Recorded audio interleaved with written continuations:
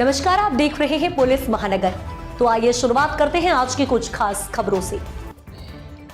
शिवसेना युवती प्रमुख उद्धव ठाकरे और मनसे अध्यक्ष राज ठाकरे के बीच राजनीतिक युद्ध की बुधवार आखिरकार आधिकारिक घोषणा हो गई।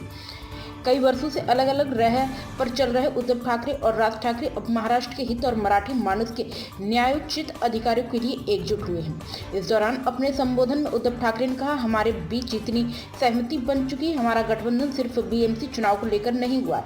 आज मैं आप सभी का स्वागत करता हूँ। संजय राउत ने संयुक्त महाराष्ट्र आंदोलन की याद दिलाई, जो मंगल कलश लाया गया वह किसी सत्यनारायण पूजा की तरह नहीं लाया गया था, बल्कि उसके पीछे बहुत बड़ा संघर्ष था।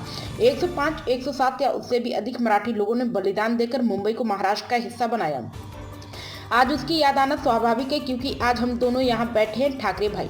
उन्होंने आगे कहा, हम दोनों के दादा प्रबोधनकार संयुक्त महाराष्ट्र आंदोलन के पहले 5 सेनापतियों में से एक थे।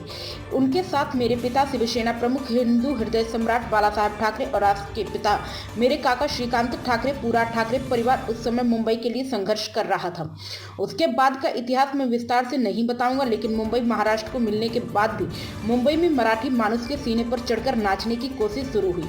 तब न्याय और अधिकारियों के लिए शिवसेना प्रमुख को शिवसेना की स्थापना करनी पड़ी। उद्धव ठाकरे ने कहा, अगले साल शिवसेना को 60 साल पूरे होंगे।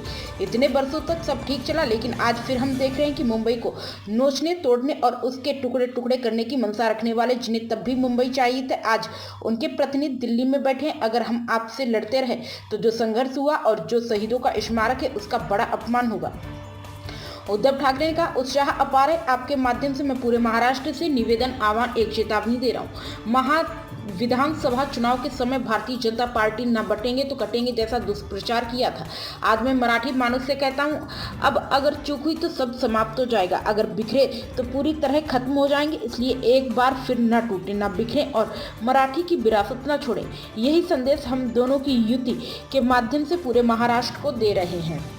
अंत में उन्होंने विश्वास जताते हुए कहा, मराठी मानुस किसी के बहकावे में नहीं आता और अगर कोई उसकी राह में आता है तो उसे वापस जाने पर मजबूर कर दिया जाता है। अब तक की खबरों में बस इतना ही।